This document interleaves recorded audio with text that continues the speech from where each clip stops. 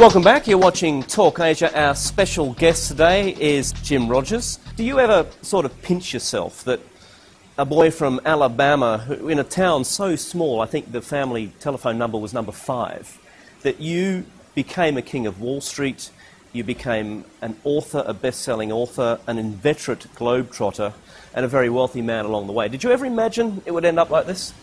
Anyway, I still consider myself just a simple person from Alabama. I don't think about all those other things you talked about.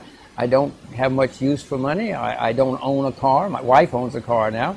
You know, I've never owned more than one house. I mean, I never owned an airplane. I don't really have much use for money. I just like having fun. These days, I'd rather do nothing more than just play with my daughter. I mean, I'm a simple person. Okay, let's talk about your early days. You're a history major from Yale. You went to Oxford University from there. You took politics, economics and philosophy, a small stint in the military, and then to Wall Street.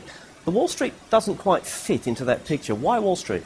My passion has always been, my excess has always been the world and what's going on in the world. And suddenly I found a place that would pay me, and pay me a lot of money, if I could just tell and figure out what was going to happen in the world and what was going to happen in the future. I couldn't believe it. They wouldn't have had to pay me. I would have done it for free. What specifically, what was the interest? Was it the politics? Was it the economic, sort of how the economy is interweaved? How it all interacted together. If there's a revolution in Chile, it's not just a revolution in Chile. It affects the price of copper. It affects a lot of things. When the price of copper skyrockets, a lot of other things. There are a lot of knock-on effects. This was all fascinating to me. It's a three-dimensional puzzle. With, you know, it's all, and the pieces are always changing. It's such a unbelievable challenge. But and every day they come in and they change the pieces in the three-dimensional puzzle. And you've got to figure out, oh my gosh, what about Chile? It might turn into a revolution. Or what about Malaysia? You know, something could happen in Malaysia. You've got to put this puzzle. This is so fascinating to me, I couldn't believe it. 1973. You're 30 years old. You start co-managing a fund with another colleague called George Soros. And over the next 10 years, the Quantum Fund goes up 4,200% or so. You both become legends, I guess, in Wall Street. Why do you think both of you managed to get it so right so often? Well, I mean, we worked very, very hard. We were both very intense and passionate about what we were doing. We loved it. We both had an international approach at a time when most didn't. We both understood how it, well, apparently, I mean, looking back on it, apparently we understood how it worked. You know, this three-dimensional puzzle, how the North Sea interacted with Australia, which interacted with Canada, which interacted with Detroit. You know, I don't know how we did it, but it was an exhilarating time. We did a very good job. We got it right a few times and made a few bucks. Do you remember how much money you made during those years, personally? I made enough to retire, I know that. Looking back on it, it was not a whole lot of money in today's standards, but in those days, for a poor boy from Alabama who didn't really need a lot of money, it was plenty for me to stop. And then you retired, as you say. You're on top of the heap on Wall Street. Why quit?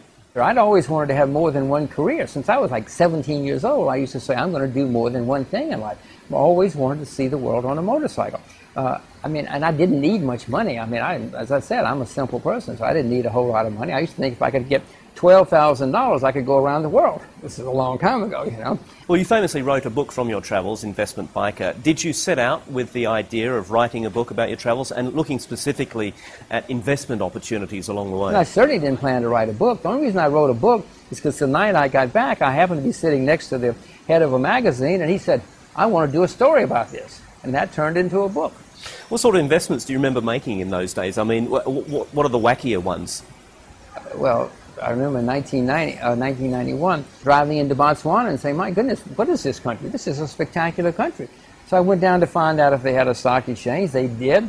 They'd never seen anything like me. I'd never seen anything like them. I bought every share on the stock exchange.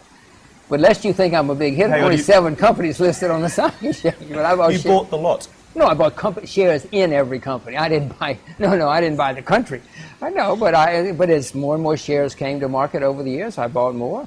I remember going into Peru. They were in the Shining Path. There's a horrible civil war going on. But I went down to find the stock exchange. They thought I was nuts.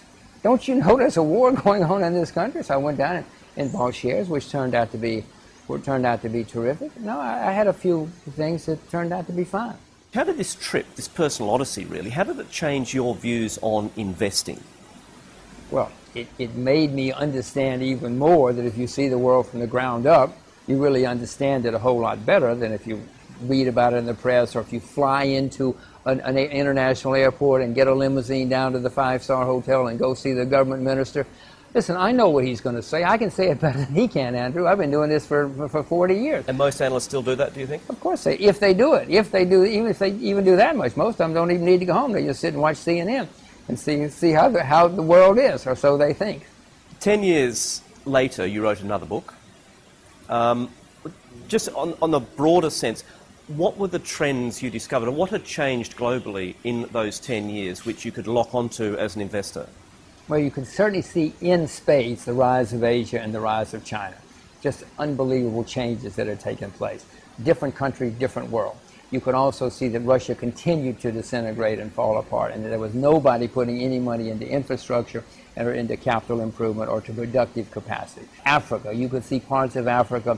I used to be extremely optimistic about Africa after my first trip, made a lot of investments. But on my second trip, I came to realize, wait a minute, it's not all the same.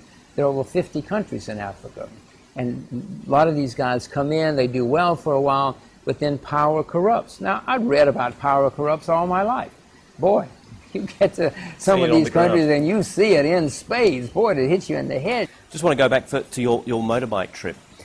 From that trip, what did you learn about yourself? It came home to me more that I'm sort of a maverick, that I'm a loner, that I like to do things my way.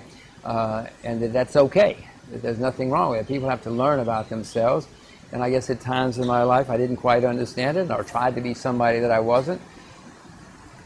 Go around the world on a motorcycle, you come to realize a lot about yourself. You don't have a whole lot of time to sit and watch TV or something.